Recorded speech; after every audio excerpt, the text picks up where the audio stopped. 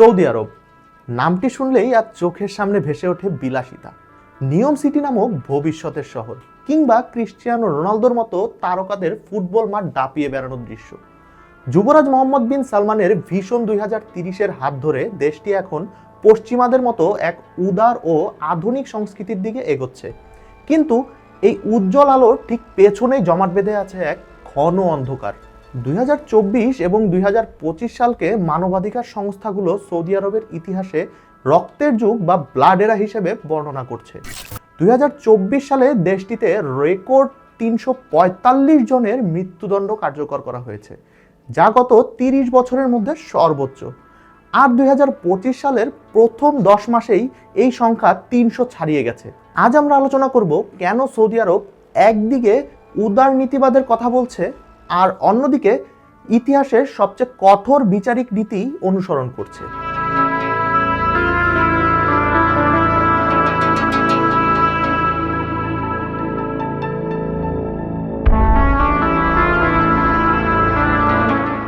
পশ্চিমা দেশগুলো সাধারণত মৃত্যুদণ্ডের ঘোর বিরোধী, তাহলে সৌদি আরব পশ্চিমাদের মতো হওয়ার দৌড়েও কেন এই পথ বেছে নিয়েছে?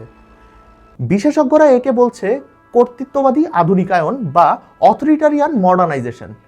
এর সহজ মানে হলো সামাজিকভাবে তারা সিনেমা হল খুলবে, নারীদের গাড়ি চালানোর অনুমতি দেবে, কিন্তু রাজনৈতিকভাবে রাষ্ট্রের একচ্ছত্র ক্ষমতার বিরুদ্ধে কোনো সমালোচনা সহ্য করবে না। যুবরাজ মোহাম্মদ বিন সালমানের শাসনামলে ক্ষমতার বিকেন্দ্রীকরণ বন্ধ করে সবকিছু এক হাতের মুঠোয় নিয়ে আসা হয়েছে। ফলে এই বড় ধরনের সামাজিক পরিবর্তনের সময়ে কেউ যাতে রাষ্ট্রের স্থিতিশীলতা নষ্ট করতে না পারে বা রাজ পরিবারের সমালোচনা করতে না পারে, সেজন্য মৃত্যুদণ্ডকে একটি রাজনৈতিক অস্ত্র হিসেবে ব্যবহার করা হচ্ছে। প্রখ্যাত সাংবাদিক তুর্কি আল জাসারকে 2025 সালের জুনে রাষ্ট্রদ্রোহের অভিযোগে মৃত্যুদণ্ড দেওয়া হয়, যার কারণ ছিল কেবল রাজ পরিবারের দুর্নীতি নিয়ে অনলাইনে লেখালেখি। মৃত্যুদণ্ড বাড়ার অন্যতম প্রধান কারণ হলো সৌদি আরবের ঘোষিত মাদক বিরোধী যুদ্ধ। 2021 সালে মাদক অপরাধে মৃত্যুদণ্ড বন্ধের ঘোষণা দিয়েও 2022 সালের শেষ নাগাদ দেশটি পুনরায় তা চালু করে। 2024 সালে কার্যকর হওয়া মৃত্যুদণ্ডের 35% ছিল মাদক সংক্রান্ত অপরাধে। 2025 সালে এই হার আরও বেড়েছে। অক্টোবর পর্যন্ত অন্তত 232 জনকে মাদক মামলায় দণ্ড দেওয়া হয়েছে। এখানে একটি করুণ বাস্তবতা হলো এই দণ্ডপ্রাপ্তদের একটি বিশাল অংশ দরিদ্র প্রবাসী শ্রমিক। পাকিস্তান, মিশর, জর্ডান এবং সোমালিয়ার মতো দেশ থেকে আসা এই শ্রমিকেরা অনেক সময় ভাষা বুঝতে না পারায় বা আইনি সহায়তা না পাওয়ায় নিজেদের নির্দোষ প্রমাণ করতে পারেন না। অনেক ক্ষেত্রে নির্যাতন করে তাদের কাছ থেকে স্বীকারোক্তি আদায় করা হয়।